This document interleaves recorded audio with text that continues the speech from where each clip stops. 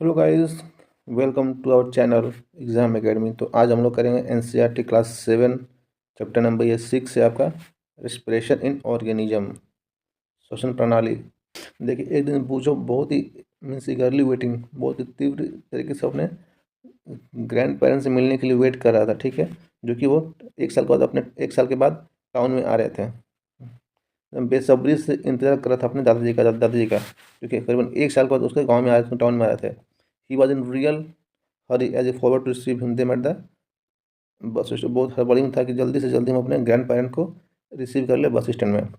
वो बहुत तेज दौड़ा and reach the bus stop in few, दौड़ कर एकदम फास्ट रनिंग किया और कुछ चंद मिनटों में बस स्टॉप पहुंच गया, बस स्टैंड। क्योंकि दौड़ के गया था तो ही वॉज ब्रीथिंग रैपिडली, बहुत फास्टली, बहुत जल्दी जल्दी सांसें ले रहा था। तो उसकी जो दादी थी उसे पूछी कि तुम इतना इतना ज़ोर से क्यों, इतना why are breathing so fast, आप इतना तेज़ी से क्यों सांस ले रहे हो। तो बूझो बोला कि ही केम रनिंग द वे, वो दौड़ते हुए बस स्टैंड आया, इसलिए उसकी सांसें फूल रही है और वो तेज़ी से सांस ले रहा है। But the question stuck in his mind, but उसके दिमाग में एक सवाल घूम गया कि he wanted why running makes a person breathe fast. अगर हम लोग दौड़ते हैं तो दौड़ने से हम लोग को क्या होता है, सांसें तेज क्यों लेते हैं, क्या कारण है कि दौड़ने में हम लोग बहुत सांसें तेज लेना शुरू कर देते हैं। कुछ तो कारण रहा होगा। The answer to Boojho question lie in understanding why we breathe. अब इसका जवाब कहाँ मिलेगा आपको कि हम लोग ब्रीथ क्यों करते हैं, हम लोग क्यों सांस लेते हैं, सांस छोड़ते हैं। जब इस प्रणाली को हम लोग समझेंगे तो हम लोग को समझ में आएगा कि हाँ सर, क्या रीज़न है कि दौड़ने के बाद आपकी सांसें फूलती हैं, आप तेज सांस लेते हो। अब ब्रीथिंग क्या है? Breathing is a part of respiration. Let us learn about respiration. चलिए पढ़ते हैं। वाई डू, हम लोग इंस्पायर क्यों करते हैं। देखिए, हम लोगों ने चैप्टर 2 में ऑलरेडी पढ़ा था कि जितने भी ऑर्गेनिज्म है, ठीक है, वो किससे बने हुए हैं, स्मॉल माइक्रोस्कोपिक यूनिट से बने, इसको हम लोग सेल्स कहते हैं। हमारा जो बॉडी किससे बना हुआ है, सेल्स से। जैसे हमारा घर का जो बेसिक यूनिट है ईट है, ईट को जो मकान बनता है, वैसे हमारे बॉडी में सबसे स्मॉलेस्ट यूनिट क्या है, सेल्स है। सेल्स से हमारा पूरा बॉडी बना है, ठीक है। बहुत सारा सेल्स मिलकर टिश्यू बनाता है, बहुत सारा टिश्यू मिलकर बनाता है ऑर्गन, बहुत सारा ऑर्गन मिलकर बनाता है ऑर्गन सिस्टम। पूरा सिस्टम मिलकर हमारा बॉडी बनता है। सेल क्या है आपका, smallest structure and functional unit of an organism. किसी भी ऑर्गेनिज्म का सबसे छोटा स्ट्रक्चरल फंक्शनल यूनिट है, क्या है, सेल है। तो जितने भी सेल है ना, each cell of an organism perform certain functions. हर सेल का अपना सर्टन फंक्शंस होता है। जैसे मान लीजिए न्यूट्रिशन हो गया, हमारे पूरे बॉडी को न्यूट्रिशन प्रोवाइड करना, ट्रांसपोर्ट का काम है, फंक्शन है, एक्सक्रीशन है एंड रिप्रोडक्शन। ये सारे जो सारे फंक्शन से कौन परफॉर्म करता है, सेल को परफॉर्म करना होता है। तो इन सब फंक्शंस को परफॉर्म करने के लिए सेल नीड्स एनर्जी। अब सेल इतना काम करेगा तो उसको तो एनर्जी चाहिए चाहिए ना। Even when we eating, sleeping, reading, we require energy. जब हम लोग इवन जब हम लोग खाना खा रहे हैं, सो रहे हैं, पढ़ाई कर रहे हैं, चाहे हम लोग कोई भी एक्टिविटी करते हैं तो उसमें भी क्या चाहिए, एनर्जी की हम लोग को रिक्वायरमेंट होती है। लेकिन सवाल ये है कि ये जो एनर्जी आता कहाँ से है, but where does this energy come from. ये एक्चुअली एनर्जी आ कहाँ से रहा है, the question is that from where does this energy कम।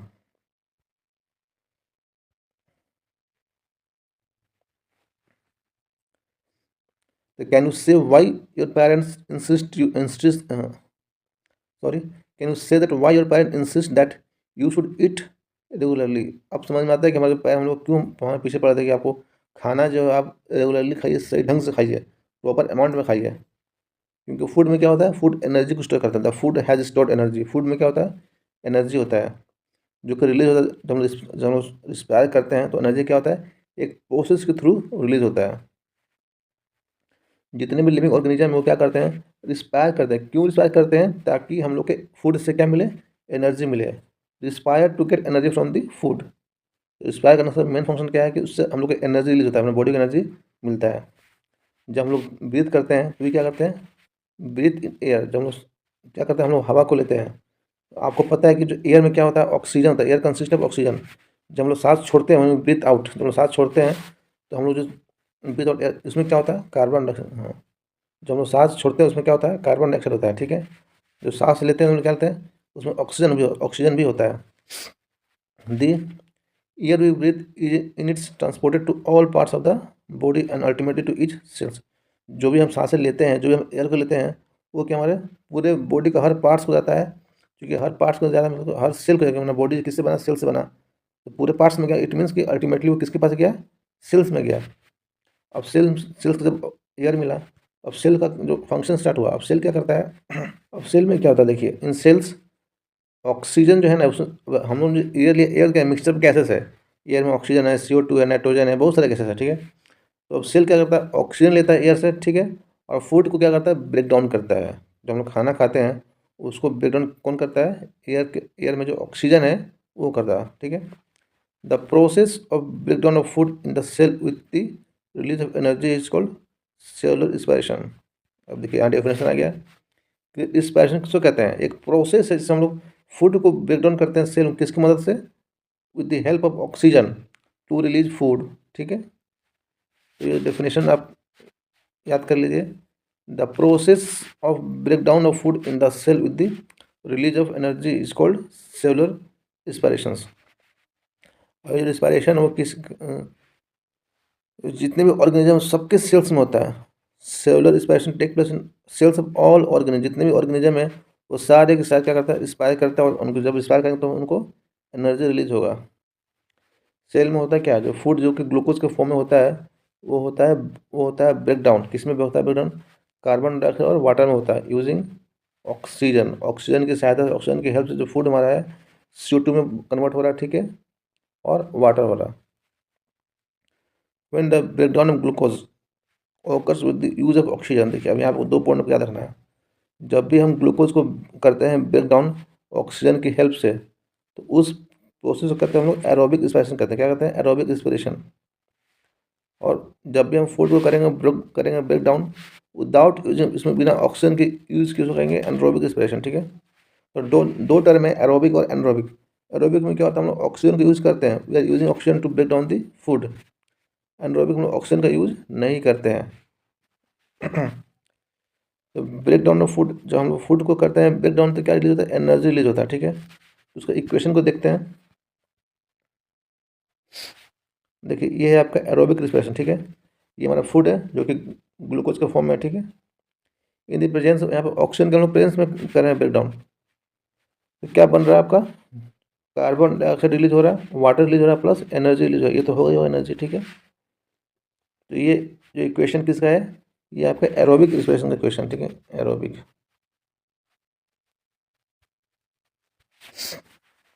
आपको पता है कि कुछ ऑर्गेनिज्म ऐसे भी हैं, जैसे ईस्ट हो गया, वो एयर के एब्सेंस में भी सर्वाइव करता है। उसको जिंदा रहने के लिए हवा की ज़रूरत नहीं है, ऑक्सीजन की ज़रूरत नहीं है, जैसे ईस्ट हो गया, ठीक है। और वैसे ही ऑर्गेनिज्म हम क्या कहते हैं, एनरोब्स कहते हैं, which can survive without air और in the absence of air, they are called anaerobes. उसको एनर्जी मिलता है कहाँ, उनको एनर्जी मिलता है थ्रू एनरोबिक रिस्पिरेशन, जो कि बिना ऑक्सीजन से होता है। अभी हम लोगों ने पढ़ा ना कि एनरोबिक रिस्पिरेशन में ऑक्सीजन की ज़रूरत नहीं होती है। देखिए, they get energy through anaerobic respiration in the absence of oxygen. अब ऑक्सीजन तो है नहीं, तो जो ग्लूकोज किसमें होता है ब्रेक डाउन, अल्कोहल बनेगा, यहाँ पे CO2 बनेगा। अब सर इक्वेशन देखिए, ये हमारा फूड है ग्लूकोज, इसको आप लोग फूड कहते हैं, जो कि ग्लूकोज का फॉर्म में होता है। इन दी, अब ऑक्सीजन नहीं है हमारे पास, क्या नहीं है, ऑक्सीजन नहीं है। इन दी एब्सेंस ऑफ ऑक्सीजन, तो क्या बना प्रोडक्ट हमारा, बाई प्रोडक्ट अल्कोहल बन रहा, CO2 बन रहा, प्लस एनर्जी बन रहा। वही ऑक्सीजन के प्लेस में क्या था हमारा, अल्कोहल नहीं, अल्कोहल की जगह पे वाटर बन रहा था। तो इस डिफरेंस को याद रखिएगा, अगर ऑक्सीजन है तो आपको अल्कोहल नहीं बनेगा, वाटर बनेगा, और ऑक्सीजन नहीं है तो रिएक्शन जो हो रहा है एनरोब में क्या हो रहा है, वो अल्कोहल बना रहा। देखिए जो ईस्ट है, इसको कहते हैं हम लोग सिंगल सेल्ड ऑर्गेनिज्म, क्योंकि इसे सिंगल सेल से बना होता है, ठीक है। इसको हम क्या कहते हैं, सिंगल सेल्ड ऑर्गेनिज्म हो गया, ठीक है, east. They respire एनरोबिकली and during this process yield alcohol. इसमें जो रिस्पिरेशन हो रहा है कैसे हो रहा है, एनारोबिक रिस्पिरेशन हो रहा है, और इसमें अल्कोहल रिलीज हो रहा है। इसीलिए इसको हम लोग वाइन और बियर बनाने में यूज़ करते हैं ईस्ट को, क्योंकि ये क्या रिलीज करता है, अल्कोहल रिलीज करता है।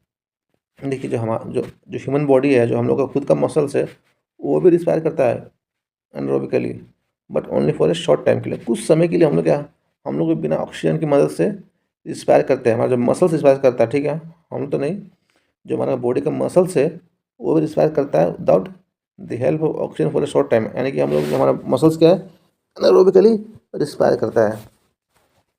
क्यों करता है, ये भी एक क्वेश्चन है। देखिए, जब भी हमारे बॉडी में ऑक्सीजन का डिफिशियंसी होता है, when there is temporary deficiency of oxygen, मान लीजिए कुछ समय के लिए, कुछ सेकंड्स के लिए, कुछ मिनटों के लिए हमारे बॉडी में ऑक्सीजन कमी हो गया, तो उस केस में क्या होता है, हमारा बॉडी जो है एनारोबिकली रिस्पायर करता है। फॉर एग्जाम्पल, जब हम लोग हैवी एक्सरसाइज करते हैं, ठीक है ना, जब मॉर्निंग में दौड़ने जाते हो, जब बहुत अदर एक्सरसाइज कर रहे हो जो बहुत हैवी है, मीन्स बहुत समय तक आप कर रहे हो ना, घंटों से, मान लीजिए 2 घंटे से दौड़, मीन्स मान लीजिए आप आधा घंटे से दौड़ रहे हैं, चाहे मॉर्निंग में आप 1 घंटे से क्या कर रहे हैं, एक्सरसाइज कर रहे हैं, चाहे फिर आप साइकिलिंग कर रहे हैं, ठीक है, चाहे आप हेवी साइकिलिंग कर रहे हैं या फिर हेवी वेट लिफ्टिंग, बहुत वजन उठा रहे हैं, तो जो डिमांड ऑफ एनर्जी क्या उसमें हाई है। मान लीजिए आप हेवी वेट को लिफ्ट कर रहे हैं, चाहे आप रनिंग कर रहे हैं, साइकिलिंग कर रहे हैं, तो उस समय आपको एनर्जी का डिमांड बहुत हाई है। क्योंकि एनर्जी का डिमांड हाई है, लेकिन ऑक्सीजन और सप्लाई क्या है, वो लिमिटेड है, क्योंकि हम सांस तो नॉर्मली जितना लेते उतना ही ले रहे हैं, ठीक है। तो due to the limited supply of oxygen which is insufficient to produce the required energy, ठीक है।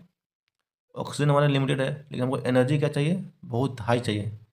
एनर्जी रिक्वायरमेंट बहुत हाई है, लेकिन हमारे पास ऑक्सीजन बहुत कम है। इस कारण क्या होता है, हम लोग एनारोबिक रिस्पिरेशन हमारे बॉडी में होता है, जो कि मसल्स के अंदर होता है, to fulfil the demand of energy.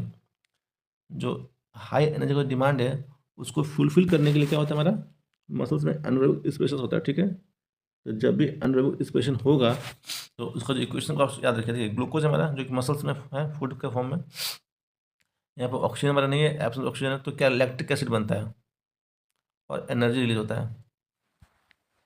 हमारा बॉडी क्या करता है, लैक्टिक एसिड को बनाता है, जब भी हम लोग रिस्पिरेशन जो होता है एनारोबिकली होता है। तो देखिए, ये जो भाई साहब हैं, दौड़ रहे हैं, रनिंग कर रहे हैं, तो इनको क्या चाहिए, इनका जो एनर्जी का रिक्वायरमेंट बहुत हाई है, लेकिन ऑक्सीजन का बहुत कम है।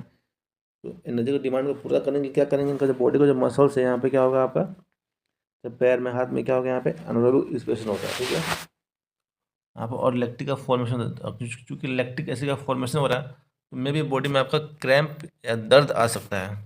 आपने कभी सोचा है कि why you get cramp, muscles cramps, आपके मसल्स में तनाव क्यों होता है, तनाव क्यों आता है, क्रैम्प क्यों आता है, क्यों आपके बहुत दर्द होता है जब बहुत ज़्यादा दौड़ते हैं। तो the cramps occur when muscles cells respire anaerobically, जब मसल रिस्पायर करता है in the absence of oxygen, तो उस समय क्या होता है, लैक्टिक एसिड का फॉर्मेशन होता है और आपके बॉडी में क्रैम्प्स होता है।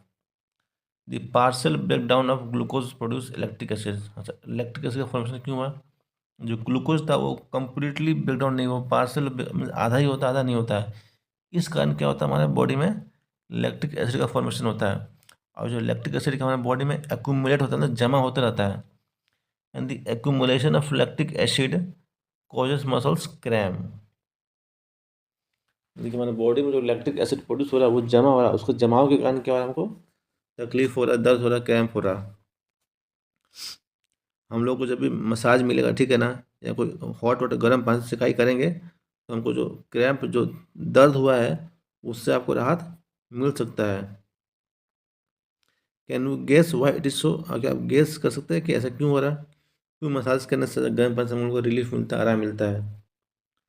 क्योंकि जब हम गर्म पानी से नहाते हैं ना, जब मसाज करते हैं, तो जो ब्लड का जो सर्कुलेशन है वो क्या होता है, फास्ट होता है, ठीक है। तो इससे क्या होता है, जो सप्लाई ऑफ ऑक्सीजन है वो क्या होता है, मसल्स में बढ़ जाता है। सबसे पहला काम क्या हुआ, कि आपने हॉट बात किया, चाहे मसाज किया, तो उससे क्या हुआ, जो ब्लड का सर्कुलेशन वो क्या बढ़ गया।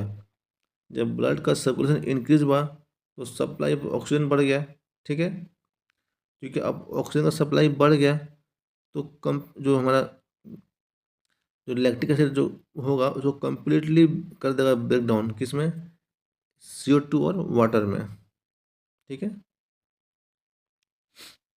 जो रिमेनिंग हमारा जो लैक्टिक एसिड कम्प्लीटली हो जाएगा ब्रेक डाउन कार्बन डाइऑक्साइड में और CO2, जो लैक्टिक एसिड बना था, ये अब टूट जाएगा, किस में टूटेगा, CO2 एंड वाटर में। देखिए, क्वेश्चन दिया गया है, सावधानी क्या है कि जो एक्टिविटी 6.1 है, उसको आपको करना है किसके, आपके टीचर के सुपरविजन, टीचर के सामने करना, ठीक है, अकेले नहीं करना, ताकि आपसे कुछ गलती हो, चाहे कुछ भी आपको खतरा ना हो। कोई भी एक्टिविटी परफॉर्म करना है, आपको अपने टीचर्स के सुपरविजन में ही परफॉर्म करना, अकेले परफॉर्म नहीं करना। तो इसमें क्या बताया जा रहा है कि आपको अपना नाक बंद करना है, ठीक है। एक सेकेंड, थोड़ा सा कॉन्टेक्स्ट कट रहा है, ठीक है, हाँ चलिए सही है। आपको क्या करना है, आपको नाक बंद करना है, ठीक है, नाक बंद कर लिया आपने, नाक और मुंह दोनों बंद करना, आपको घड़ी की तरफ देखना है, ठीक। What did you feel after some time, जब आप नाक और मुंह बंद कर लीजिएगा तो क्या आपको महसूस हो रहा है कुछ समय के बाद? आप कितने समय तक अपने नाक और मुंह को बंद करके रह सकते हैं? How long were you able to keep both of them close, कितने समय तक दोनों को बंद करके रख सकते हैं? Note down the time for which you could hold, आप अपनी सांसें कितने समय तक रोक सकते हैं, उस टाइम को आप नोट कीजिए। ये फिगर 6.2 में दिखाया गया है। ये देखिए, ये आप इस तरीके से अपने नाक मुंह बंद करके कर सकते हैं और नोट कीजिए कितने समय तक आपका कितनी क्षमता है कि आप अपने सांसों को रोक सकते हैं। हालांकि कभी भी ये काम अकेले मत कीजिएगा, ठीक है, too dangerous man.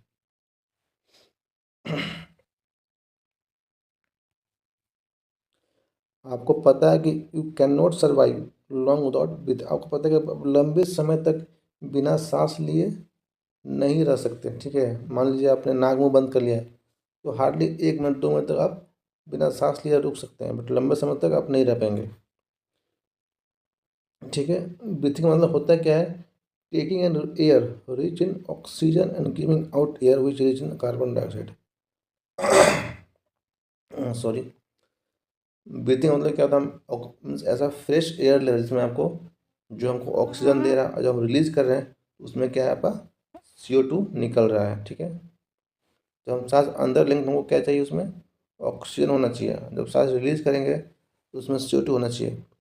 With the help of respiratory organ की मदद से द टेकिंग, हाँ, the taking in of air rich in oxygen into the body is called inhale. जब हम सांस को, जो हम अंदर ले रहे हैं जिसमें एयर, जो एयर में ऑक्सीजन है, तो उसको कहते हैं इनहेलेशन, ठीक है।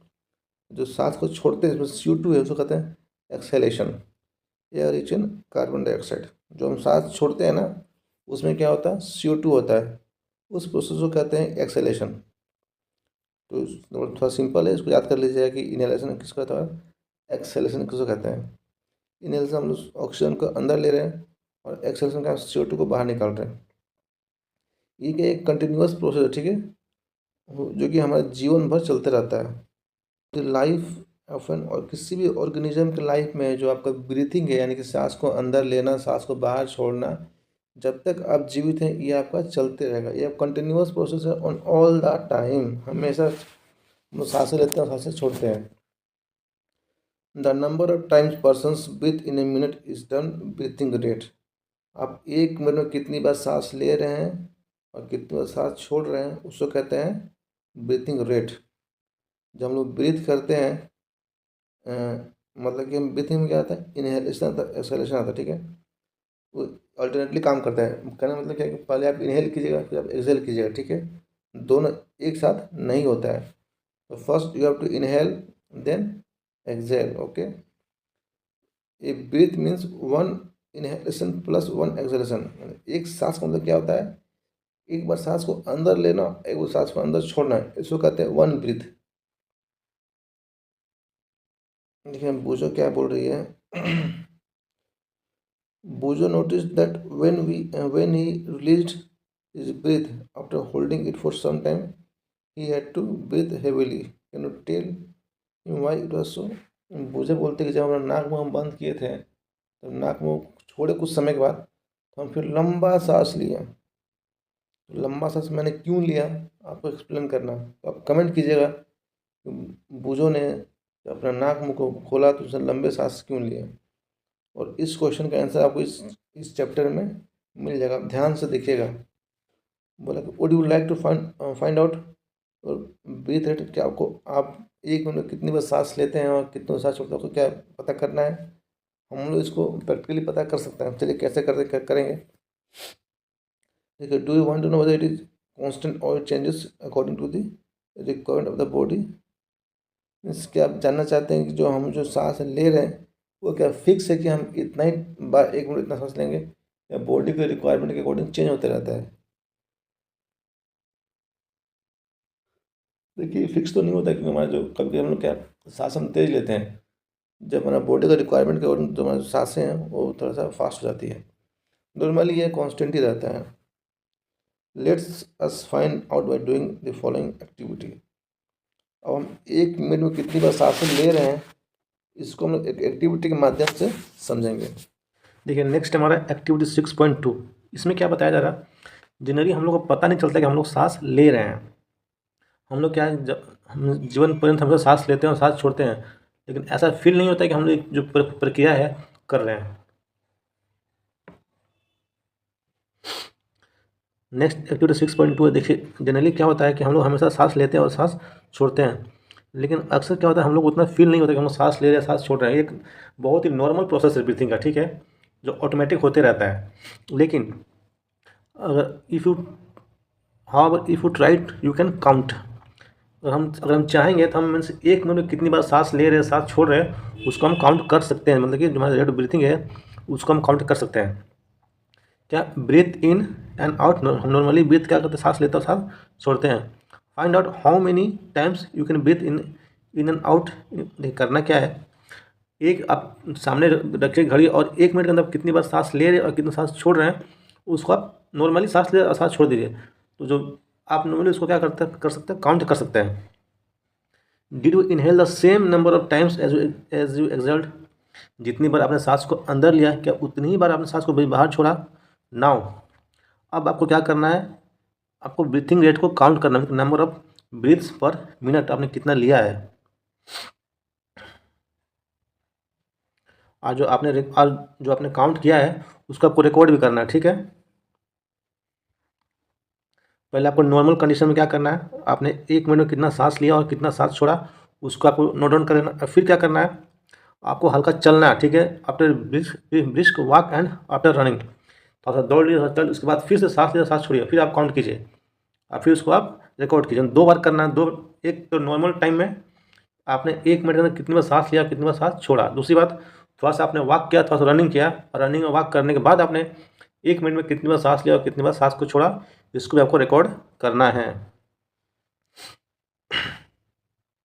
देखिए वही यहाँ पे लिखा हुआ कि record your breathing rate as soon as you finish and also after the complete rest. तो मैं कहने का मतलब वही है कि आप थोड़ा सा वॉकिंग कीजिए, थोड़ा सा रेस्ट लीजिए, फिर रेस्ट लेने के बाद कितना आपने सांस लिया सब आपको इसको रिकॉर्ड करना है। टेबुलेट योर फाइंडिंग्स, जो भी आपने मीन्स रिकॉर्ड किया उसको क्या करना है, आपको टेबल के फॉर्म में आपको रिकॉर्ड करना है। And compare your breathing rates under different conditions with those of your classmates.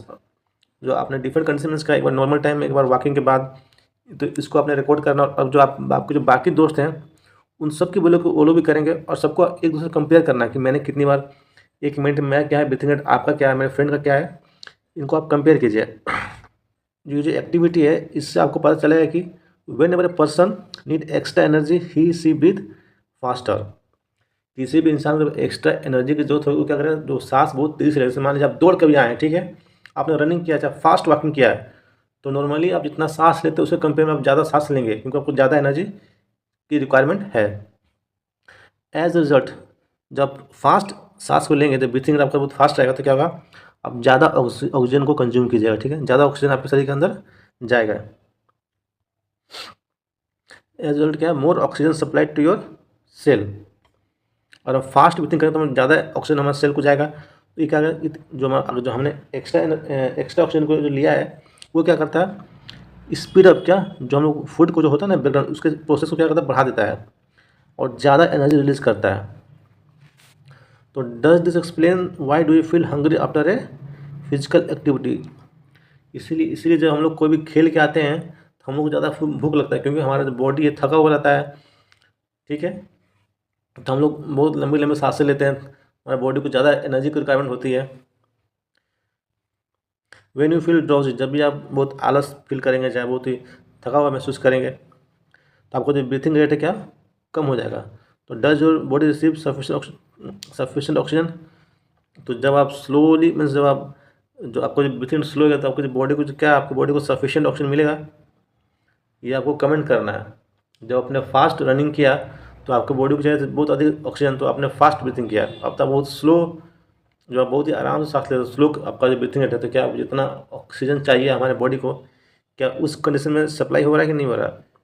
तो सोचिए और कमेंट कीजिए। देखिए, on an average adult human being at rest breathe in and out 15 to 18 times.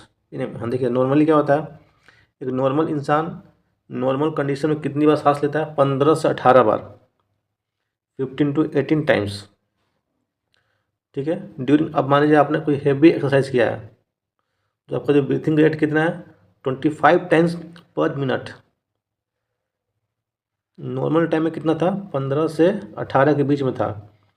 आपने कुछ हैवी वर्क किया है, कुछ एक्सरसाइज कर दौड़ गया है, तो उस समय क्या होता है आपका 25 टाइम 25 टाइम्स होता है पर minute. While we exercise, not only do we breathe fast, we also take deep breath, thus inhale more oxygen।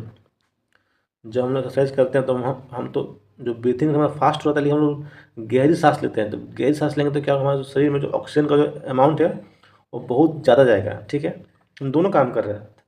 After having exercise हम जो हम सांस बहुत तेज़ी से ले रहे हैं और ज़्यादा गहरा सांस ले रहे हैं, तो ऑक्सीजन भी हमको ज़्यादा मिल रहा है।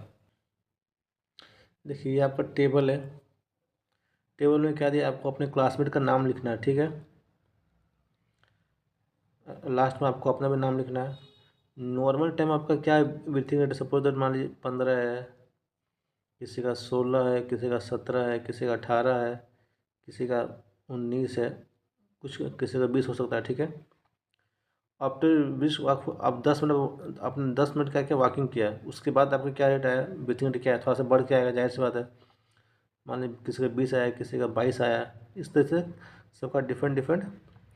आफ्टर रनिंग फास्ट 100, आप 100 मीटर बहुत तेज़ी से आपने दौड़ लगाया, तो आपका क्या है ब्रीथिंग रेट, उसको आपको यहाँ लिखना है नोट। ठीक है, अब आपने थोड़ा सा आराम किया, रेस्ट कर लिया, तो आपका क्या है ब्रीथिंग रेट, यहाँ पे उसको मेंशन करना है। और अपने क्लासमेट सबको कंपेयर करना है, जो आपको ब्रीथिंग रेट है नॉर्मली कितना आ रहा, वॉकिंग के बाद कितना आ रहा, रनिंग के बाद हम लोग कितना सांस ले रहे हैं, और आफ्टर रेस्ट यानी रेस्ट करने के बाद हम लोग कितना ले रहे हैं। एक्टिविटी 6.3 है। ये पिक्चर में क्या दिखाया जा रहा है, हम लोग नॉर्मल टाइम में क्या काम करते हैं?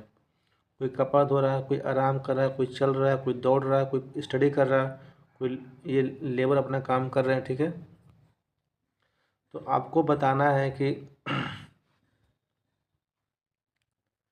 किस एक्टिविटी में जो हमारा ब्रीथिंग रेट होगा स्लोएस्ट होगा, मीन्स हम बहुत आराम से सांस लेंगे, और कौन से एक्टिविटी में बहुत फास्टेस्ट होगा। इतना सारा जो काम दिखाया गया आपको, आपको अरेंज करना है कि assign the number of pictures in order of increasing rate of breathing according to your experience. किसमें सबसे ज़्यादा जो सांस लेने की जो सांस लेना होगा वो फास्ट होगा। देखिए,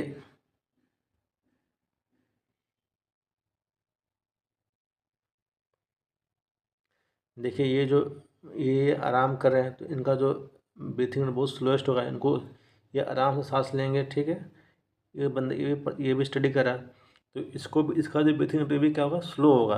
अब ये लेबर ये हेवी वर्क कर रहे हैं, चाहे ये कपड़े धो रही हैं, चाहे जॉगिंग कर रही है, वॉकिंग कर रही है, सपोज ये रनिंग कर रही है, तो इन सबको क्या चाहिए, इनका जो ब्रीथिंग रेट का फास्टेस्ट होगा।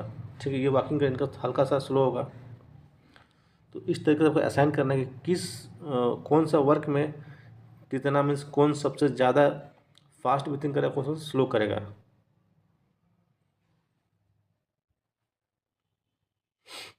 Assign number to the pictures in order of increasing rate of breathing according to. आप अपने एक्सपीरियंस की वजह को नंबर देना, नंबर 1 सबसे कम किस में है। देखिए, नॉर्मली क्या होता है, जब हम सोते हैं तो हमारे सांस हम लोग कम सांस लेते हैं, तो सबसे कम ये लेंगे। ठीक है, अब ये थोड़ा सा उसके बाद ये पढ़ाई कर रहे हैं, ये और भी कम लेंगे, इनसे थोड़ा इनको ज़्यादा चाहिए। फिर वॉकिंग कर रहे हैं, इनको भी थोड़ा सांस ज़्यादा लेंगे। ठीक है, ये कपड़ा धो रही है तो ये थोड़ा सा काम कर रही है, तो इनको भी थोड़ा सा ज़्यादा, इनका भी थोड़ा इनसे फास्ट होगा। ये लेबर वाला काम कर, इनका भी हैवी वर्क है, तो इनके कंपेयर इनका जो ब्रीथिंग कितना होगा, फास्ट होगा। अब चूंकि ये दौड़ रही है तो सबसे ज़्यादा फास्टेस्ट ब्रीथिंग किसका होगा, इसका होगा। तो आप अपने अकॉर्डिंग बता सकते हैं। ठीक है, अगला है आपका हाउ डू यू ब्रीथ, हम लोग सांस कैसे लेते हैं। इसका मैकेनिज्म क्या है, हम लोग कैसे सांस लेते हैं, उसको हम लोग इस टॉपिक में पढ़ेंगे। देखिए, जो ब्रीथिंग मैकेनिज्म है उसको एक्सप्लेन किया गया है। नॉर्मली क्या होता है, हम लोग पहले एयर को लेते हैं, तो एयर के समय नाक, हमारा जो नोस्ट्रिल है उसके थ्रू हमारा एयर लेते हैं, ठीक है। वी टेक इन एयर, कैसे, थ्रू आवर, हम लोग नाक से हम लोगों ने अपना एयर को लिया। When we inhale air it passes through our nostril into nasal cavity. जब हम लोग नाक से हवा लेते हैं तो हमारा नाक से होते हुए कहाँ जाता है, नेसल कैविटी में जाता है। अब नेसल कैविटी से कहाँ जाएगा, आपका लंग्स में जाएगा, ठीक से। अब लंग्स में कैसे जाएगा, थ्रू विंड पाइप होता है, तो उसके थ्रू लंग्स में ये जाएगा। अब लंग्स में क्या प्रेजेंट है, चेस्ट कैविटी है, ठीक है। फिगर 6.4 को हम लोग देखते हैं। तो this cavity is surrounded by ribs. जो कैविटी है ना, जो चेस्ट कैविटी, उसके चारों तरफ क्या रिब्स है, ठीक है। एक लार्ज मस्कुलर सीट्स हम लोग कहते हैं डायफ्राम, जो कि फ्लोर बनाता है आपका लंग्स का, which form the floor for the, जो चेस्ट कैविटी है आपका, उसके लिए फ्लोर तैयार करता है। तो breathing involve movement of the diaphragm and ribs. जब हम सांस लेते हैं तो डायफ्राम और जो रिब्स, इन दोनों का मूवमेंट होता है। तो फिगर 6.4 को हम लोग देखते हैं। देखिए, ये फिगर आपका 6.4 है, ह्यूमन रेस्पिरेटरी सिस्टम। देखिए, सबसे पहले क्या है, ये हमारा नाक है, हम लोगों ने यहाँ से एयर को लिया, ठीक है, नेसल पैसेज है। तो ये आपका फिर सांस को यहाँ से होते हुए आपका कहाँ गया, ये आपका लंग्स में गया, ठीक है, ये आपका लंग्स है। और ये आपका विंड पाइप है, जो पाइप आपको दिख रहा है इसके ये विंड पाइप से होते हुए कहाँ गया, हमारा लंग्स में चला गया, लंग्स में गया। और लंग्स का पार्ट कौन कौन है, देखिए, जो लंग्स है, जो हड्डी दिख रहा है ना, ये आपका रिब्स है। इस रिब्स के अंदर का आपका लंग्स है। और इसके ठीक नीचे ये आपका क्या है, ये आपका डायफ्राम है। और इसके बीच में क्या, आपका चेस्ट कैविटी, मतलब खाली जगह है, ठीक है। हम लोग सांस कैसे लेते हैं, ये जो पोर्शन है आपको दिख रहा है, ये आपका क्या है, जो सर्कल टाइप का ये आपका जो बना हुआ है, ये क्या, ट्रैकिया है। अब मैकेनिज्म क्या है, इसको समझना जरूरी है, ठीक है। देखिए, during inhalation the ribs moves up and outwards and diaphragm moves downward, ठीक है। देखिए, जब हम सांस अंदर लेते हैं तो क्या होता है, सांस को आप अंदर लीजिए तो आपका जो हड्डी है ना, वो क्या ऊपर की ओर उठेगा, ठीक है। और मूव्स अप एंड, ऊपर तो उठेगा और बाहर की ओर ही आएगा, ठीक है। ऊपर की ओर उठेगा आपका रिब्स, जो हड्डी है ना हमारे, ये ऊपर की ओर जाएगा, अर्थात बाहर की ओर निकलेगा, ठीक है। तो जो नीचे का जो डायफ्राम है, ये वाला एरिया है, ये क्या है, नीचे की ओर डाउनवर्ड आएगा, ठीक है। जो डायफ्राम मूव्स डाउन। तो इससे क्या होता है, जब ये ऊपर की ओर जाएगा और जो डायफ्राम नीचे की ओर आएगा, तो आपका जो चेस्ट कैविटी और स्पेस, वो क्या हो, उस जो चेस्ट कैविटी का मूवमेंट क्या होता है, बढ़ जाता है। तो जो मूवमेंट हो रहा, स्पेस को बढ़ा रहा है, कहाँ पे, तो आपका चेस्ट कैविटी जो खाली जगह है वो बढ़ जा रहा है, ठीक है।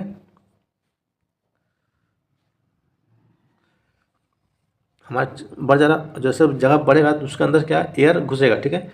एयर रसेस इनटू द लंग्स, तो हमारे लंग्स में क्या होगा, एयर आएगा। अब लंग्स में क्या, लंग्स फिल्ड विथ एयर, अब लंग्स में क्या होगा, हमारा एयर आ गया, ठीक है।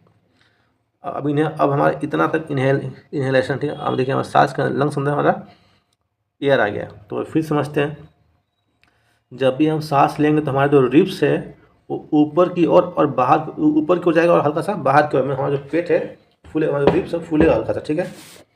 और जो डायफ्राम है हमारा, वो नीचे की ओर जाएगा। जब वो नीचे की ओर जाएगा तो लंग्स में क्या होगा, आपका स्पेस बढ़ेगा। जब स्पेस बढ़ेगा तो क्या होगा, एयर जो है वो जो चेस्ट कैविटी के अंदर एंटर कर जाएगा। अब ठीक इसका उल्टा होता है, ठीक है। जब हम एक्सेल करेंगे, ड्यूरिंग एक्सेलेशन, जब हम सांस को छोड़ेंगे तो हमारा रिब्स क्या है, रिब्स हमारा नीचे की ओर मूव करेगा, ठीक है। जो डायफ्राम ये क्या करेगा, ऊपर की ओर मूव करेगा। जो डायफ्राम है हमारा, ये ऊपर की ओर जाएगा। तो जैसे ऊपर की ओर जाएगा, जो अपने ऊपर कहाँ जाएगा, जो जो पहले का पोजीशन पे था, इट्स फॉर्मर पोजीशन, ठीक है। जैसे ऊपर की ओर जाएगा तो क्या है, जो चेस्ट कैविटी में जो स्पेस है वो कम हो जाएगा। डायफ्राम के ऊपर जाने से क्या होता है, reduce the size of the chest cavity, उसका साइज को घटा देगा। और जो एयर है लंग्स में वो बाहर निकल जाएगा, ठीक है। तो जब एयर बाहर निकलेगा तो this movement can in our body can be felt, इसको हम लोग ईजिली फील कर सकते हैं। आप एक बार सांस लीजिए, सांस छोड़िए, आपको खुद फील होगा। टेक ए आप एक गहरी सांस लेते हैं, deep breath, keep your palm on the abdomen, feel the movement of the abdomen, what do you find. अब आपने अपने पेट पे एक हाथ रखिए और गहरी सांस लीजिए। देखिए, after having learn that during breathing there are changes in the size of the chest cavity. जब हम लोग सांस लेते हैं तो हमारे जो चेस्ट कैविटी का साइज क्या है, बढ़ता और घटता है, इंक्रीमेंट और डिक्रीमेंट होते रहता है। Children got involve in the chest expansion competition. कभी होता है ना कि कौन कितना अधिक अपने छाती को फुला सकता है, जो अपने चेस्ट को एक्सपेंड कर सकता है, तो बच्चे उस कंपटीशन में भी जाते हैं। Every one was boosting that he see, तो हर कोई ये चाह रहा है जो मेरा जो चेस्ट है वो मैक्सिमम एक्सपेंड हो, ठीक है, expand it the maximum. How about doing this activity in the class with your classmate. अब ये एक्टिविटी को अपने क्लास में दोस्तों के साथ कर सकते हैं। आप भी अपना चेस्ट को एक्सपेंड कीजिए, अपने दोस्तों को भी बोलिए एक्सपेंड करने के लिए, और देखिए किसका सबसे अधिक चेस्ट एक्सपेंड हुआ है। यहाँ आप लोग के लिए एक सूचना दिया गया है जो कि आप लोग मानते नहीं हैं। स्मोकिंग डैमेज लंग्स, जो स्मोकिंग हमारे लंग्स को डैमेज करता है, हालांकि आपको पता है। Smoking is also link to cancer, it must be avoided. Smoking करने से कैंसर होता है और आपको स्मोकिंग किसी भी हालत में नहीं करना है, लेकिन आप लोग मानते नहीं हो। वेरी बैड हैबिट, किसी को भी स्मोकिंग नहीं करना चाहिए। The air around has various types of unwanted particles, ठीक है, सच एज स्मोक, डस्ट, जो हमारे आसपास जो एयर है, जो हमारे इन्वायरमेंट में जो एटमोसफेयर में एयर है, उसमें क्या है, बहुत सारा डस्ट पार्टिकल्स है, ठीक है, स्मोक है, पॉलेंस है, बहुत सारा फॉरेन पार्टिकल्स है। जब हम लोग सांस को अंदर लेते हैं तो जो पार्टिकल क्या होता है, जो हमारे नाक में, जो हमारे नोज में हेयर, उसमें ट्रैप हो जाता है, ठीक है। This particle get trap in the hair present in our nasal cavity. जो हमारे नाक का जो हमारा नोज है, जो हमारे नाक में बाग होता है, और जब हम लोग हवा लेते हैं तो जो भी डस्ट पार्टिकल है वो उसमें फंस जाता है, ठीक है। लेकिन कभी कभी क्या होता है कि जो डस्ट पार्टिकल है फंसता नहीं, वो पास हो जाता है। However sometime this particles may get past the hair in the nasal cavity. तो कभी वो क्या, नेसल कैविटी में नाक से अंदर की ओर चला जाता है। जब वो अंदर की ओर गया तो जो हमारा कैविटी की जो लाइनिंग है ना, वहाँ पर क्या होता है, इरिटेशन होता है, क्योंकि आप क्या होता है, irritate the lining of the cavity, क्योंकि डस्ट पार्टिकल है नेसल कैविटी में चला गया तो उसकी लाइनिंग में क्या आपको इरिटेशन फील होगा। तो जब भी आप इरिटेट फील कीजिएगा तो आप क्या छींकिएगा, as a result of which we sneeze, मतलब छींकना। जब हम लोग छींक आती है ना, वो हमारा नेसल कैविटी में डस्ट पार्टिकल पास हो जाता है, इस कारण हमें छींक आती है। तो छींकने से क्या, जो डस्ट पार्टिकल हमारे नाक में घुस गया था वो सब क्या बाहर निकल जाता है। Sneezing expel this foreign particle from the inhaled air and dust free clean air enter our body. जब हम छींकते हैं जो भी डस्ट पार्टिकल है उसको बाहर निकाल देता है और क्लीन एयर हमारे नेसल कैविटी में एंटर करता है। देखिए, आपको तो ध्यान रखना, क्या ध्यान रखना है, जब भी आप छींकिएगा तो अपने नाक के पास हाथ रखिए, ताकि जो आप छींक के बाहर निकाल रहे हैं उसको कोई और अपने अंदर ना ले ले, ठीक है। When you sneeze you should cover your nose so that the foreign particles you expel are not inhaled by the other person. जो आपने छींक कर बाहर निकाला उसको कोई आसपास जो आपके बैठा हुआ अपने अंदर ना ले ले, इस बात का आपको ध्यान रखना, ठीक है। तो हाँ, ये जो है ना फॉरेन पार्टिकल मीन्स का, जो बाहर की जो पार्टिकल, मतलब क्या ना, मतलब जो डस्ट पार्टिकल है ना, डस्ट स्मोक, इसको कहते हैं हम लोग फॉरेन पार्टिकल्स। जो भी इम्प्यूरिटीज प्रेजेंट है ना आपके एयर में, all are this considered dust particle, foreign particles. और एक्सपेल मीन्स बाहर निकाल देना। एक एक्टिविटी आपका दिया गया है 6.4 है, इसमें चलिए समझते क्या है। देखिए, आप लंबी सांस, टेक अ डीप ब्रीथ, लंबा सांस लीजिए। Measure the size of the chest with measuring tape. लंबी सांस लेना, आपको अपने जो, जब सांस लीजिएगा तो आपको अपने चेस्ट को टेप से मेजर करना और आपके ऑब्जर्वेशन को टेबल 6.2 में रिकॉर्ड करना। टेबल 6.2 कहाँ पे है, ये है आपको टेबल 6.2, ठीक है। आपको अपना नाम लिखना है और अपने क्लासमेट का नाम लिखना है, ठीक है, इसमें इस कॉलम में। जब आपने सांस लिया, इनहेल किया, तो आपका चेस्ट का कितना मेजरमेंट है आपको यहाँ पर नोट डाउन करना। सपोज दैट आपका 30 सेंटीमीटर है, ठीक है। जब आपने सांस को एक्सेल किया, जब सांस को छोड़ दिया, कितना आया, थोड़ा सा कम हो गया होगा, 25 हो गया। और दोनों का डिफरेंस क्या है, इसको यहाँ पे लिखना है, ठीक है। डिफरेंस साइज कितना आया इनहेल और एक्सेल के टाइम पे।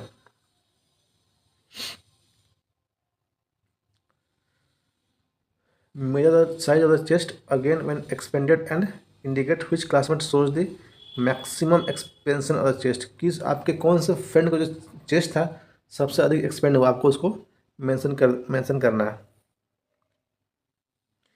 We can understand the mechanism of breathing by simple model. चलिए समझते हैं। देखिए डायग्राम दिया गया है कि जब भी हम हवा को अंदर लेते हैं तो ये हमारा जो रिब्स है ये आपका ऊपर की ओर मूव होता है, ठीक है, और ये थोड़ा सा बाहर की ओर निकलता है। और जो हमारा डायफ्राम है मूव्स डाउनवर्ड, जो मैंने अभी थोड़ा पहले आपको बताया था, ठीक है। और जब हम एयर को छोड़ते हैं, यहाँ पर देखिए ध्यान से, तो अब यहाँ पे इसका जस्ट उल्टा होगा भाई। तो जब हम अब एक्सेल कर रहे हैं कि हम लोग हवा को छोड़ रहे हैं, तो हमारा डायफ्राम क्या होगा, नीचे की ओर मूव करेगा, ठीक है। सॉरी, देखिए जब हम एयर को छोड़ेंगे, जब एक्सेल करेंगे तो हमारा रिब्स क्या है, रिब्स मूव्स बैक। जो यहाँ पर रिब्स जो ऊपर गया था वो अब क्या डाउनवर्ड आएगा, ठीक है। और जो डायफ्राम कहाँ है, ऊपर की ओर जाएगा। जब ऊपर की ओर जाएगा तो जो स्पेस है वो कम हो जाएगा, और एयर को हमारा स्पेस का कम हो गया तो एयर को फोर्स करके एयर बाहर निकल जाएगा। और इनहेल में जस्ट उल्टा होता है, रिब्स हमारा ऊपर की ओर जाएगा और यहाँ पर आपका स्पेस बन जाएगा, जो डायफ्राम नीचे की ओर जाएगा, और ये आपका जो स्पेस यहाँ पे कैविटी में, चेस्ट कैविटी में स्पेस क्रिएट होगा और एयर हम लोग इनहेल कर लेंगे। चलिए नेक्स्ट एक्टिविटी है, देखते हैं। आपको बोला गया टेक प्लास्टिक बोतल, ठीक है, टेक वाइड प्लास्टिक बोतल, चौड़ा प्लास्टिक, एक प्लास्टिक का बोतल।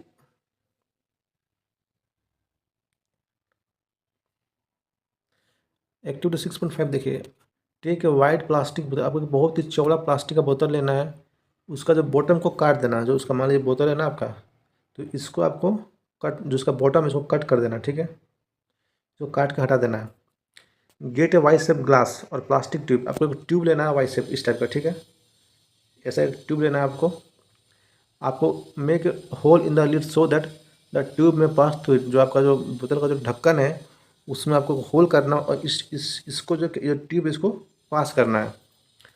To the forked end of the tube fix to deflated balloon. यहाँ पे जो ट्यूब है ना, यहाँ पे एक बलून यहाँ लगा दीजिए, पिच का बलून, एक बलून यहाँ, जैसे हवा नहीं होना चाहिए, ठीक है। Two deflated balloons introduce the tip into the बोतल एज सोन। देखिए अब फिगर देखिए, ऐसे आपको सेट करना है, फिगर में देखिए आप पहले। ये आपका बोतल है, इससे हम लोग समझेंगे कैसे हम लोग सांस लेते हैं, ठीक है। देखिए ये आपका बोतल, आपने यहाँ से पहले बोतल को काट दिया, ठीक है, ये बॉटम को कट कर दिया। ये आपका वाई शेप का ट्यूब है, ठीक है, ये आपका दो बलून है, ठीक है, बलून को आपने लगा दिया। ये प्लास्टिक, ये आपका एक फोर्क ट्यूब है जो आपका एयर टाइट कर देता है यहाँ से, ठीक है। और नीचे आपको क्या है, यहाँ पे एक प्लास्टिक टाइप का लगा देना है, ठीक है। आप क्या करना है, आपको कैप लगा देना, जो बोतल है आपका ऊपर में कैप लगा देना, उसको सील कर देना ताकि वो एयर टाइट हो जाए। टू दी ओपन बेस, जो बोतल को आप नीचे से यहाँ जो कट किया था ना, यहाँ पे आपको क्या करना, to open the to open the base of the बोतल tie a thin rubber or plastic sheet using large rubber band. यहाँ पे आपको एक प्लास्टिक का शीट लगाना है रबर बैंड के साथ में। नीचे जो हमने काटा था ना बोतल का, वहाँ पे प्लास्टिक या फिर कोई भी एक थिन रबर लगा दीजिए, ठीक है, जो कि फ्लेक्सिबल टाइप का हो। नेक्स्ट आपको क्या करना है, to understand the expansion of the lungs, pull the rubber sheet from the base downward and watch the bubbles. इस रबर को आप नीचे को खींचे, जब आप उसको नीचे को खींचेगा तो यहाँ से एयर, क्योंकि यहाँ पे स्पेस बनेगा, ठीक है, जब स्पेस बनेगा यहाँ खाली जगह बनती है, यहाँ पे क्या एयर आएगा, ठीक है, तो एयर आएगा तो क्या होगा, हमारा जो लंग्स में क्या होगा, एयर, हमारा यहाँ पे एयर ट्रैप हो जाएगा, यहाँ पे एयर फिल होगा लंग्स में।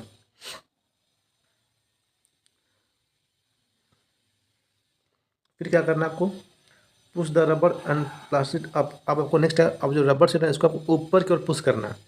तो जैसा ऊपर की ओर कीजिएगा तो आपका जो इसमें एयर है ना, यहाँ पे स्पेस कम पड़ जाएगा, जब स्पेस कम पड़ जाएगा तो एयर निकलना शुरू होगा। ये जो बलून इसमें जहाँ पे एयर था, इसका एयर निकल कर ये बलून खाली हो जाएगा, ठीक है। Did you see the changes in the balloon, what do the balloon in this model represent, what does the rubber sheet represent, now you should be able to explain the mechanism of breathing. अब आपको समझ में आया होगा। देखिए ये balloon का, ये आपका लंग्स हो गया, ये रबर जो हमने लगाया है रबर शीट, ये क्या आपका डायफ्राम हो गया, ठीक है, और ये आपका लंग्स हो गया, ये आपका जो ट्रैकिया हो गया, ये वाला पार्ट, विंड पाइप इसको हम लोग कहते हैं ना, जो हवा आ रहा है। तो जब हम इनहेल करते हैं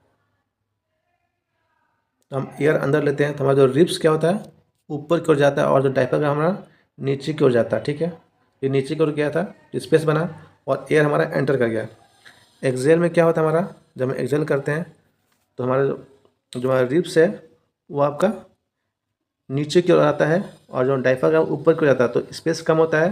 तो एयर हमारा जो चेस्ट कैविटी में स्पेस कम हो गया तो हमारा एयर क्या होगा, बाहर निकल जाता है, फोर्स्ड आउट हो जाता है। Air will force out to leave the lungs. ये जस्ट एक मैकेनिज्म था, आपको समझाने के लिए बताया गया था कि आप इस तरह समझ सकते हैं। बहुत सिंपल सा मैकेनिज्म है।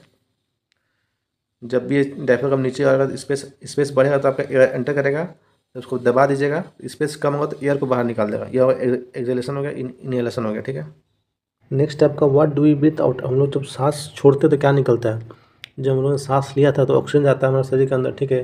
जब सांस को हम लोग करते छोड़ते हैं यानी जब ब्रीथ आउट करते हैं तो हम लोग क्या एक्सेल करते हैं, क्या ओनली सब CO2 निकलता है या फिर ऑक्सीजन भी बाहर निकलता है या फिर नाइट्रोजन बाहर निकलता है। क्योंकि जो हमने क्योंकि एयर क्या मिक्सचर ऑफ गैसेस है।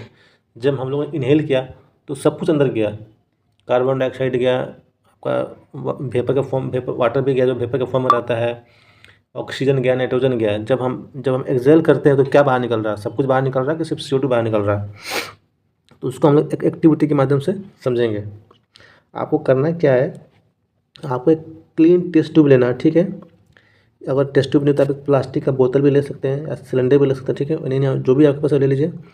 आपको होल करना है किसमें, उसके लीड पे, और उसमें एक एंड फिक्स इट, उसको होल करके उसको आपको बोतल में फिक्स कर देना है, ठीक है। उसमें कुछ आपको लाइम वाटर बना के ना, फ्रेश ताज़ा नींबू पानी बना के आपको टेस्ट ट्यूब में फिल कर देना है। एक आपको प्लास्टिक का स्ट्रॉ चाहिए जो कि आपको इंसर्ट करना है बोतल के अंदर डालना, इतना अंदर डालिए कि वो आपको जाके लाइम वाटर तक डिप हो जाए, लाइम वाटर को टच करे, लाइम वाटर के अंदर चला जाए। In the hole in such way that it dip in the lime water, ठीक है।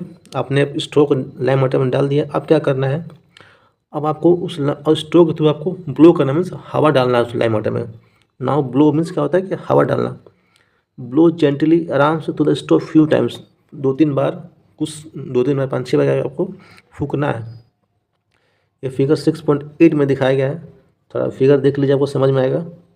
देखिए ये आपका फिगर है, ये लाइम वाटर है, ये आपका स्ट्रॉ है। अब यहाँ से आपको 2-3 बार ब्लो, देखिए ब्लो कर रही है, 2-3 बार फूक रही है, ठीक है।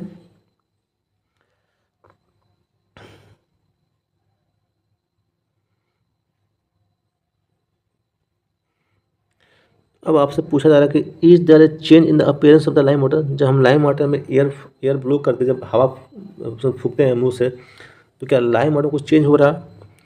आप उस चेंज को एक्सप्लेन कर सकते हैं on the basis of what you learn in chapter 5 में जो आपने पढ़ा था, उसके बेसिस पे आप क्या इसको एक्सप्लेन कर सकते हैं। हम चैप्टर 5 में क्या पढ़ा था, एसिड, बेस एंड सॉल्ट।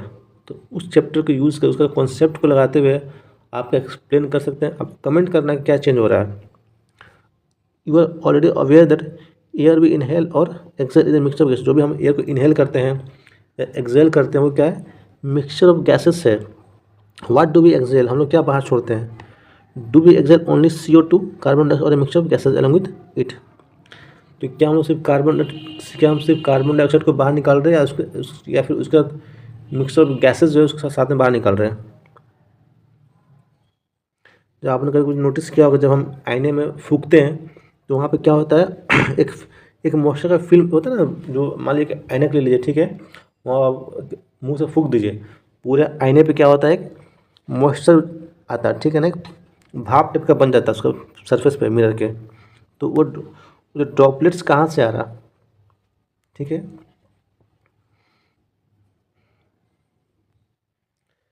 बूझो जो है वो चालाक है। Boojho wants to know how much air a person can hold in lungs.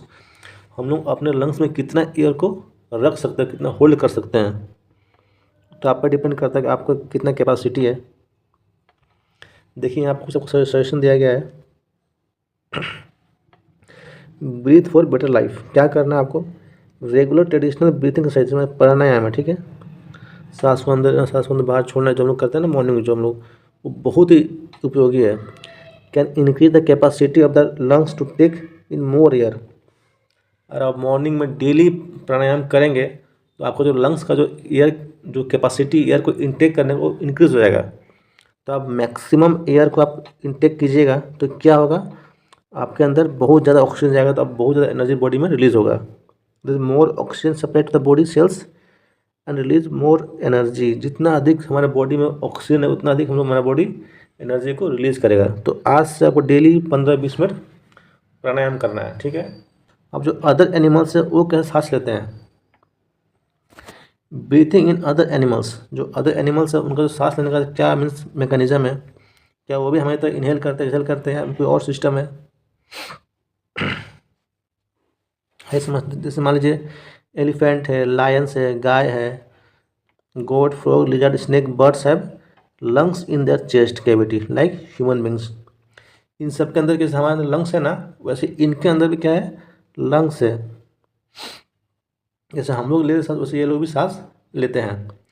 How do other organism, ठीक है इनके अंदर तो लंग्स तो समझ में आ गया कि ये सांस लेते हैं और छोड़ते हैं, लेकिन जो अदर ऑर्गेनिज्म है do they also have lungs like those human में, क्या उनके पास भी लंग्स है इंसानों की तरह। चलिए समझते हैं, लेट्स अस फाइंड आउट। जैसे मान लीजिए कॉकरोच है, तो कॉकरोच सांस कैसे लेता है, इसके इसमें क्या एक स्मॉल ओपनिंग होता है इसके बॉडी में, ठीक है ना। इसके में क्या होता है, स्मॉल ओपनिंग होता है the side of its body. Other insect have also small opening. जो इंसेक्ट होते हैं ना, जो कॉकरोच या इंसेक्ट है, इसके अंदर भी क्या होता है, एक ओपनिंग्स होता है। उस ओपनिंग्स हम लोग क्या कहते हैं, स्पायरिकल्स कहते हैं। स्पायरिकल्स कहते हैं ओपनिंग को, तो इसके थ्रू वो सांस लेते हैं। Insect have a network of air tubes called trachea. जो इंसेक्ट होते हैं उनके पास मीन्स ब्रीथिंग के लिए क्या होता है, एक नेटवर्क ऑफ एयर ट्यूब्स होता है, उसको ट्रेकिया कहते हैं, फॉर गैस एक्सचेंजेस के लिए, ठीक है। Oxygen rich air access through the spiracles into the tracheal tubes diffuse into the body tissue and reaches the every cell of the body. तो जो हमारा एयर जिसमें ऑक्सीजन वो कैसे आता है, जो हमारा ओपनिंग है ना बॉडी में, यहाँ से एंटर करके ट्रेकियल ट्यूब्स होते हुए पूरे बॉडी के सेल में चला जाता है, ठीक है, और बॉडी इसको यूज़ करती है। Similarly carbon dioxide from the cells goes in the tracheal tubes and moves through the. अब जैसे ऑक्सीजन है वैसे ही कार्बन डाइऑक्साइड जाएगा। कार्बन डाइऑक्साइड क्या करेगा, कार्बन डाइऑक्साइड क्या करेगा,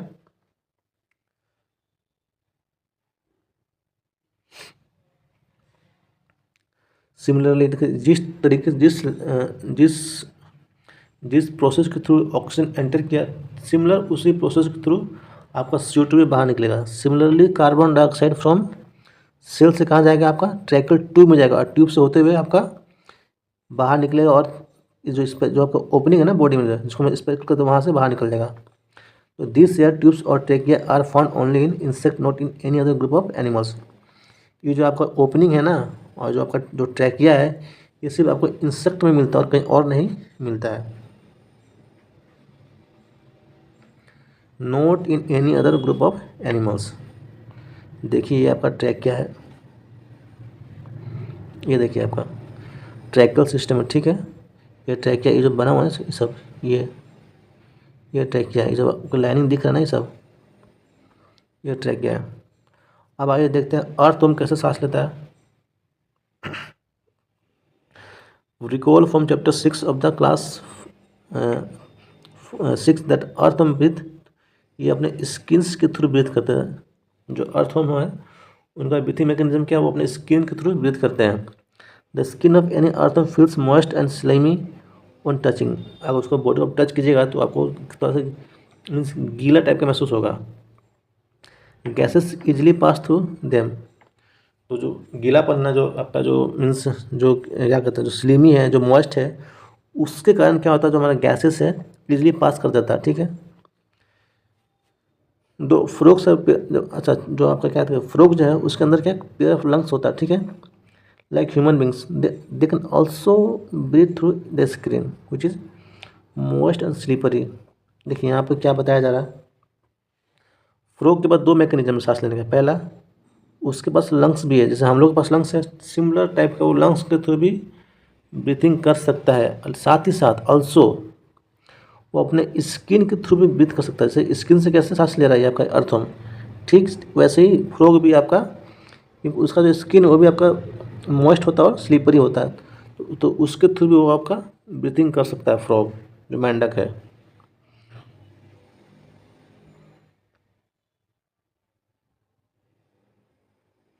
बोझो ने टेलीविजन में प्रोग्राम देखा है कि that whales and dolphin often come up to the water surface.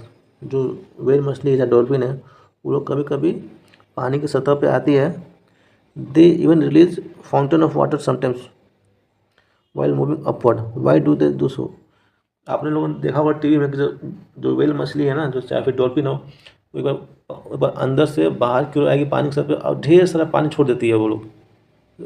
जब पानी का फुहारा होता है ना, उस टाइप वो लोग पानी को रिलीज करती है। तो ऐसा क्यों करती है, आपको कमेंट करके बताना है। नेक्स्ट हम लोग पढ़ते हैं ब्रीथिंग अंडर वाटर। अब जो ऑर्गेनिज्म जो पानी में, जो समुद्री लोग हैं ना, जो समुद्री मछली वगैरह, वो कैसे सांस लेती है, उनका क्या सिस्टम है ब्रीथिंग का।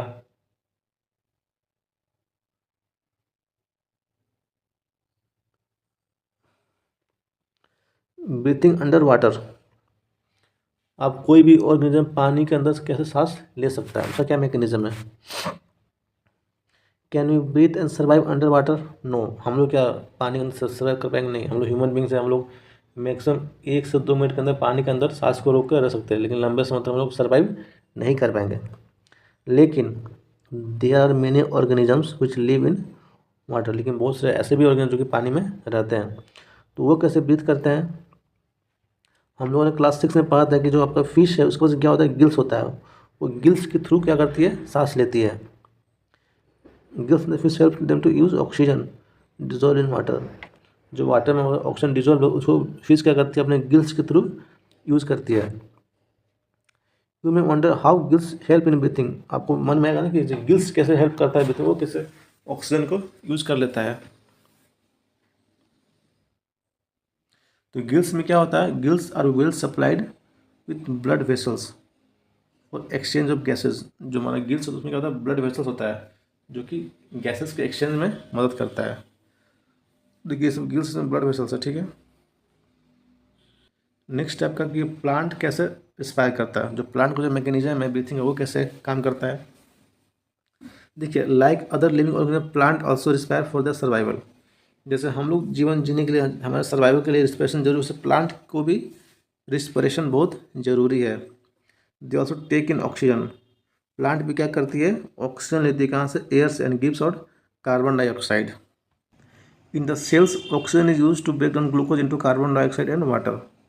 जो प्लांट का जो सेल वो क्या करता है, ऑक्सीजन को क्या करता है, यूज करता है ग्लूकोज को कन्वर्ट करने के लिए, किस में, कार्बन डाइऑक्साइड एंड वाटर में। एज इन अदर ऑर्गेनिज्म हम लोग करते हैं। In plant each part can independently take oxygen from air and gives out carbon dioxide. Plant में क्या होगा, उसको हर एक पार्ट क्या हो, वो खुद से ऑक्सीजन को लेते हैं एयर से और CO2 दे देते हैं। You have already learn that in chapter 1 leaves of the plant have a tiny pores. जो पत्तों में पतला सा मीन्स बहुत ही छोटा सा सुराख होता है, छेद होता है, सुनो, जिसको हम स्टोमेटा कहते हैं। उसका काम क्या है, वहाँ पर ऑक्सीजन और CO2 का एक्सचेंज होता है। एक्सचेंज ऑफ ऑक्सीजन CO2, वहाँ पर गैसेस का एक्सचेंज होता है स्टोमेटा के थ्रू। तो ये तो समझ में आया कि जब प्लांट मान के चलिए कि ऊपर है तो वहाँ से गैसेस एक्सचेंज हो रहा है, लेकिन जो हमारा प्लांट का जो रूट है जो कि मिट्टी के अंदर है वो कैसे ऑक्सीजन ले रहा है। तो पहले के मन में सवाल है कि प्लांट, पहले want to know whether roots जो कि अंडरग्राउंड है also take oxygen, how it is, if so how. अगर किसी प्लांट का रूट ऑक्सीजन लेता है तो कैसे, तो मिट्टी के अंदर में है,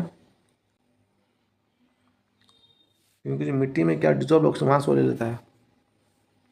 देखिए like other living cell of the plant the root cell also need oxygen to generate energy. अब रूट को भी क्या चाहिए, ऑक्सीजन चाहिए, किस लिए, ताकि वो एनर्जी को प्रोड्यूस कर सके। तो सवाल है कि रूट एक्चुअली ऑक्सीजन ले कहाँ से रहा। देखिए जो मान लीजिए मिट्टी का कण है, ठीक है, इसके बीच में क्या है आपका, ये जो स्पेस है यहाँ पे आपका ऑक्सीजन है, जो जो बीच में गैप है ना मिट्टी के कण के बीच में, तो रूट आपका इस स्पेस से ऑक्सीजन लेता है। Root take up air from the air space present between the soil particle. जो सोइल पार्टिकल के अंदर एयर स्पेस है वहाँ से लेता है रूट अपना ऑक्सीजन। देखिए ये रूट, मान लीजिए रूट है, ठीक है, अब ये आप ये जो बीच में पीला पीला दिख रहा है क्या, एयर स्पेस है, यहीं से आपका जो रूट है वो क्या करता है, ऑक्सीजन ले लेता है। Can you guess what happen if a potted plant is over? हमारे कोई गमला में प्लांट है, अगर आपने उसको बहुत ज़्यादा पानी दे तो क्या होगा उसका? ओवर वाटरिंग भी नहीं करना है। ओवर वाटरिंग करने से क्या होता है, प्लांट आपका सूख जाता है। In this chapter you learn that spacing एक वाइटल बायोलॉजिकल प्रोसेस है। जितने भी लिविंग ऑर्गेनिज्म है need to respire to get energy needed for the survival. Normally हम लोग रिस्पायर क्यों करते हैं? ताकि हम लोग ऑक्सीजन की सहायता से फूड को ब्रेक डाउन करके एनर्जी को रिलीज कर सकते, जो कि हमारे बॉडी के लिए बहुत ज़रूरी है। तो इसी के साथ आपका जो चैप्टर वो ख़त्म होता है। थैंक यू, और मिलते हैं आपसे अगले चैप्टर में।